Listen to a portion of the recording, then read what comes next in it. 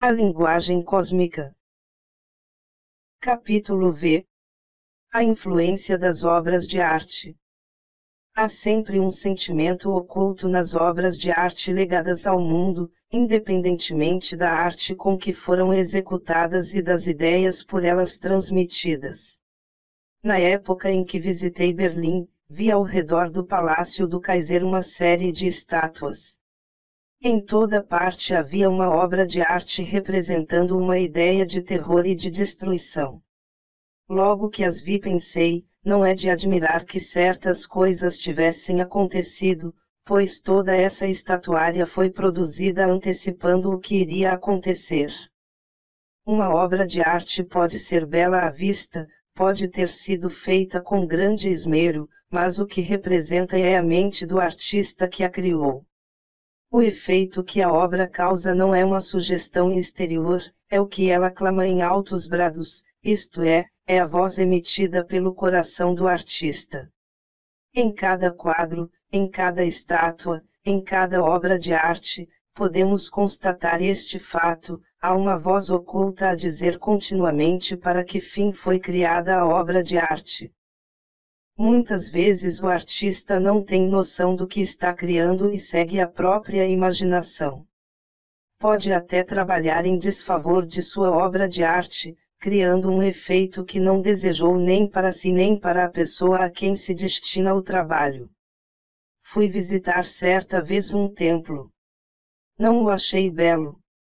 Era porém uma obra admirável, única no gênero. Tão depressa comecei a penetrar no esquema de cores das pinturas, nas características proeminentes daquele templo, fiquei surpreendido ao pensar como era possível que ele tivesse sobrevivido por tanto tempo. Há muito deveria ter deixado de existir. Algum tempo depois soube que o templo tinha sido destruído.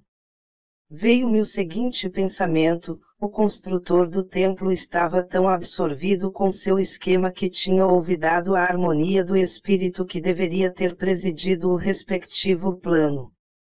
O resultado foi um fracasso total. Uma vez fui levado por uma amiga a ver as pinturas feitas por seu marido. Logo que as contemplei, deduzi toda a história do artista, como aquela alma tinha vivido, as agonias por que tinha passado. Estava tudo expresso nos seus quadros. E qual era o estado de espírito da viúva, a possuidora daqueles quadros? Só havia nela tristeza e depressão. É sempre bom um artista recear fazer uma obra que possa produzir um efeito indesejável, pois assim será bastante cuidadoso. Se quiser saber o efeito que seu trabalho causará, descobrirá. É muito fácil entusiasmar-se com a ideia pitoresca, mas nunca deve deixar de pensar que o importante não é somente a ideia e sim o que ela vai transmitir e o efeito que vai causar.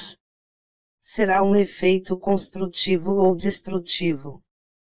Por exemplo, nos navios, especialmente os que navegam o Canal da Mancha, a primeira coisa que se vê ao entrar no camarote é o cartaz ensinando a colocar o colete salva-vidas no caso de naufrágio. É a primeira coisa que impressiona o passageiro, como um presságio. Certamente a finalidade do cartaz é instruir, mas não é uma instrução boa, psicologicamente falando. Essas instruções são necessárias, mas não seria melhor distribuir cartazes ilustrados depois que o navio zarpasse e os passageiros já estivessem acomodados? Também é imprudente, talvez fosse melhor usar uma outra palavra, colocar numa sala de aulas ou numa capela, cenas de morte, mesmo sendo de santos e mestres, que nunca morrem por serem imortais. Dá-se o mesmo com a poesia.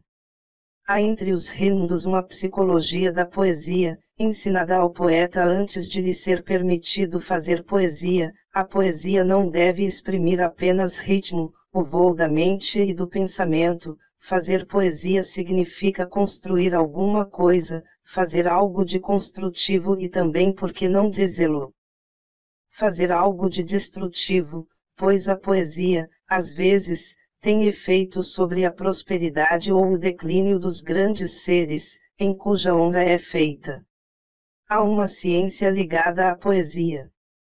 Pode-se falar bem de uma personalidade através da poesia, mas a construção das palavras ou a ideia atrás dela, pode lhe ser prejudicial.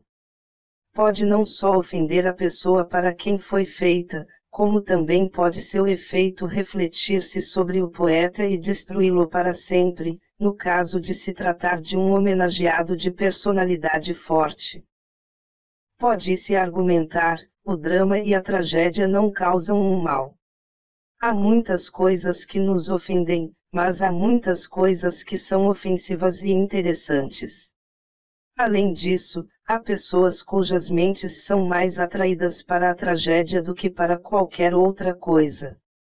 Isso é natural, porque há uma ferida no seu coração e essa chaga, avivada por um momento, produz uma sensação talvez mais agradável.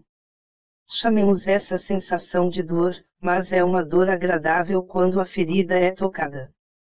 Sem dúvida, excesso de tragédia não é aconselhável para ninguém, mas a natureza artística de uma pessoa que ama a poesia, encontra alguma coisa na tragédia.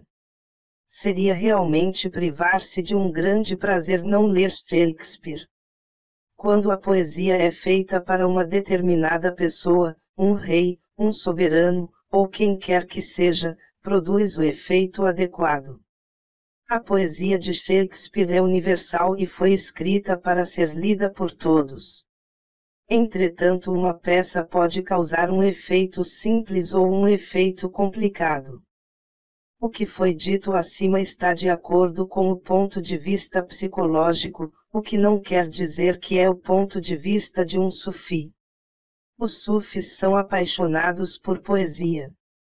Sua paixão pela poesia vai algumas vezes muito longe, a ponto de expressar por meio dela seus sentimentos de aspiração, ansiedade, mágoa profunda e desapontamento. Mas isso não é psicológico e, segundo a psicologia, nada correto. Dá-se o mesmo com a música. É muito interessante como um musicista faz uma espécie de música mágica descrevendo uma inundação, como uma cidade foi destruída e tudo que nela existia desapareceu. No momento isso pode lhe parecer um divertimento, uma fantasia de imaginação, mas produz uma influência. O mais interessante é que através da arte, da poesia, da música, ou através dos movimentos executados na dança, é criado um pensamento ou sentimento, cujo efeito é o resultado da ação. A arte, por assim dizer, é o invólucro. Em cada plano é necessário um invólucro, a fim de expressar a vida nesse plano. Assim, a música é um mundo, a poesia também é um mundo e a arte um outro mundo. Quem aprecia a arte é aquele que vive no mundo da arte e a conhece. Portanto, aquele que vive no mundo da música aprecia a música. Para penetrar profundamente na arte da música, deve-se viver nela e observar o mundo da música com mais atenção.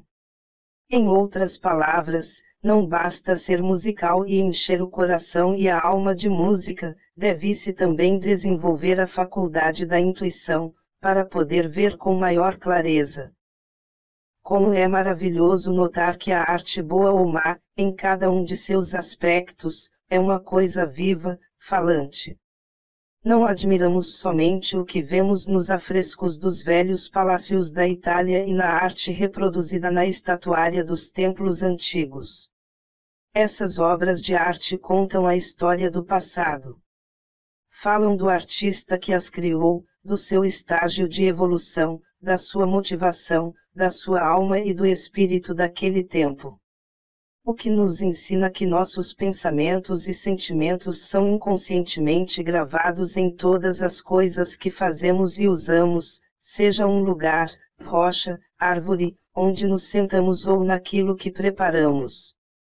Na arte, contudo, um artista completa a música de sua alma, a música da sua mente. Não se trata de um efeito automático, é um efeito consciente, um efeito que muitas vezes resulta num outro efeito. É uma prova de que não é suficiente para nós apenas aprender arte ou nos ocuparmos com ela. Como complemento da arte, devemos estudar a sua psicologia, porque é através da arte que realizamos nosso objetivo na vida.